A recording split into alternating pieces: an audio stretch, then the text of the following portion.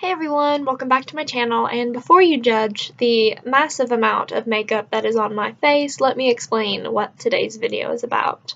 So today we are talking about stage makeup, and in particular, straight stage makeup. In case you don't know what stage makeup is, I'm talking about stage that you would do in a theater for the stage. What straight makeup is, most people think straight makeup is just applying your regular makeup and leaving it at that, but straight makeup is actually more like emphasizing all your features that you want to and hiding the ones that you don't.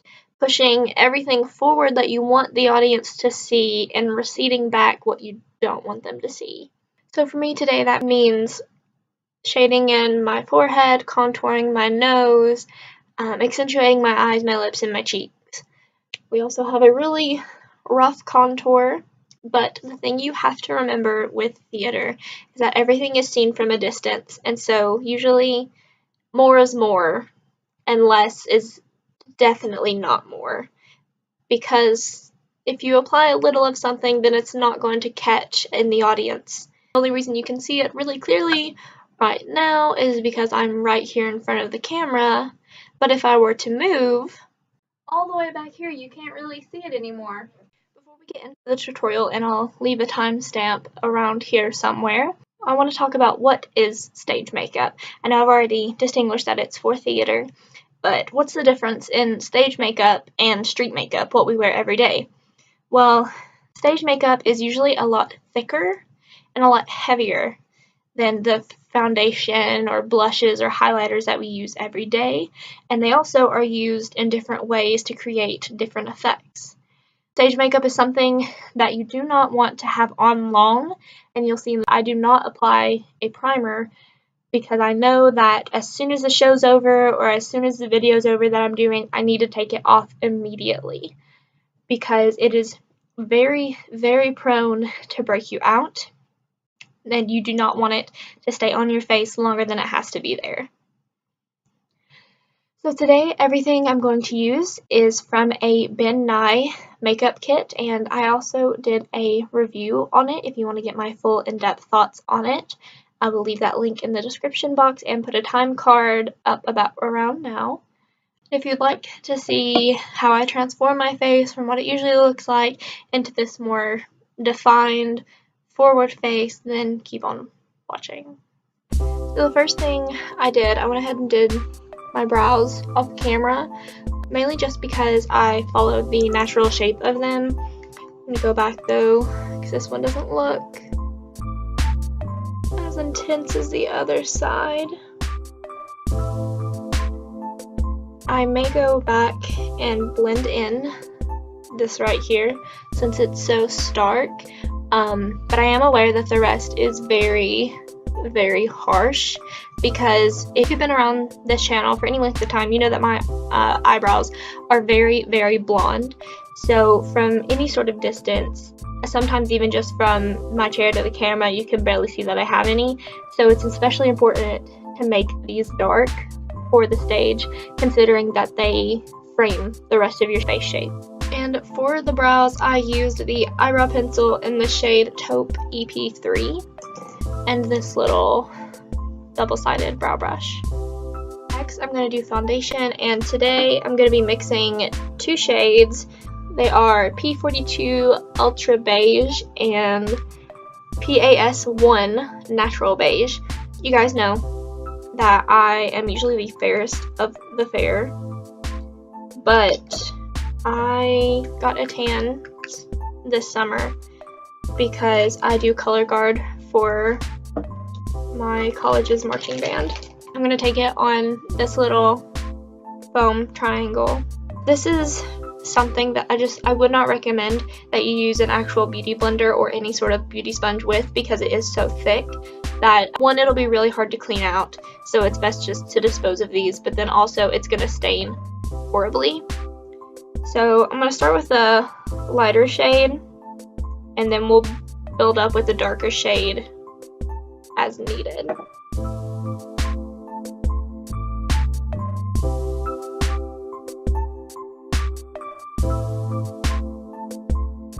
Okay, and now I'm going to take the other side of this sponge and add in a little bit of the darker shade. Because a big thing with these creams is you never want to use the same side of the sponge for them, because they are so creamy. It makes them really easy to get mixed together, and once they're mixed, they're no longer pure. And you especially have to be careful when it comes to the white cream. What we're going to do next is take the highlight shade, and I also have to go in with the cream white to emphasize the places on the face that we want to be pushed forward. For me, I have a very large forehead, so I'm going to avoid doing that, but I am going to try to make the bridge of my nose smaller and then emphasize my chin as well as my cheekbones.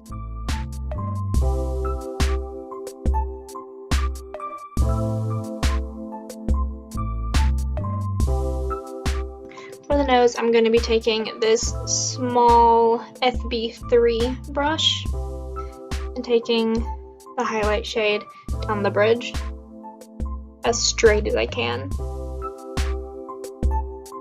Okay, that's not emphasizing as much as I want, so I'm going to clean off my brush and dip into the cream white. Now I'm going to take this little edge that's left on this sponge and kind of blend it out just a tad bit. Don't want to blend too much though, or it tends to kind of disappear. I don't know if you could tell when I was doing this, but I also took it all the way down to the tip of my nose, because if I would have stopped right here, it would make my nose seem a lot shorter from the distance. Now we're going to go into probably what's going to be the most noticeable of the makeup, and that is what we would call contouring or bronzing in the street makeup world, but this is character shadow. Like I said, I have a huge forehead, so I'm going to be slimming that down up here and then adding sculpture where I need it, and then also slimming out my nose and placing shadow where I need it on my chin. This color is very dark and very scary. You just gotta remember the distance at which you're going to be seen, and that sometimes more is better.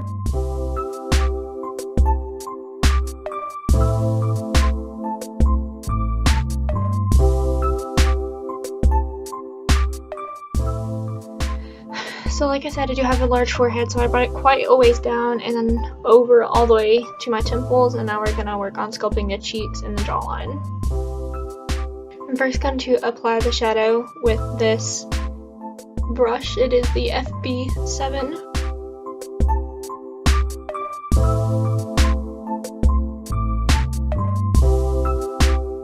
Okay, so I applied it on my nose, on my cheeks. I do know that they're in two very different positions. That just means I'm going to have to blend down on this side and blend up on this side, and then in between my lip and my chin. I also, because I am doing such a sharp contour on my nose, I added some shadow by my eyes that I'm going to blend in closer to the nose just to emphasize the slimness. I'm just going to blend it out with the same side of the sponge that we used for the rest of the shadow.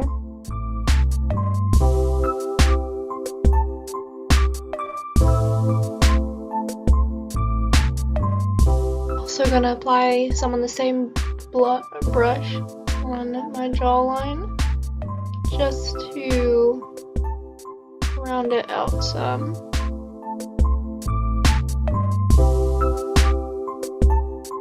And for the nose, I'm actually just going to use my pinky to try to blend it out. Now I'm going to go back in with some highlight places that I missed before or didn't really think that I needed it, and now that I see that I do need it.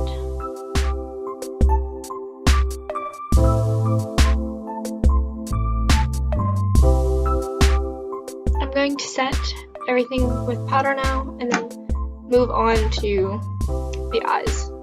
So So there's not much to do with the eyes. Like I said, we're just accentuating what we have.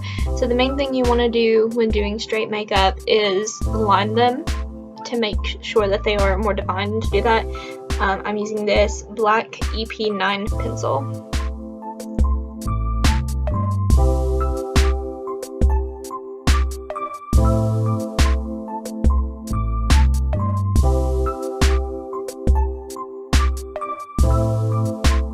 So pretty much what I did was line my waterline halfway and then a little bit onto the lash line on both eyes, and then a thin line on top. Now we're going to do mascara, but I do not have any stage makeup mascara. I'm just going to use my regular Smashbox one.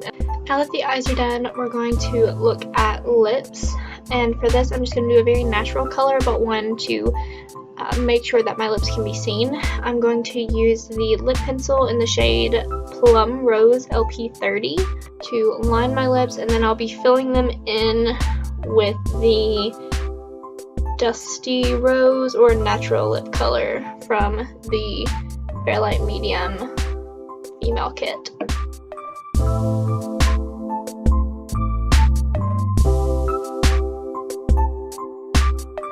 I'm just going to take the same brush that I used for my nose highlight and go in the shade right here. I did overline slightly, but for the majority, I just followed my natural lip shape. We are almost done, but one thing I forgot to do is blush, and so I'm going to be going in with the Dark 61 Victorian Rose shade on the RB11 brush. And again, going pretty heavy-handed with this. Alright, that is everything. I know it looks a little crazy, a little heavy, but that's how stage makeup is supposed to be, especially when you're in a larger theater where things need to be seen from a distance. I hope that you guys found this helpful and that you enjoyed this video. Let me know if you'd like me to do any other theater-related videos with different characters maybe, and have a great day. See you in the next video.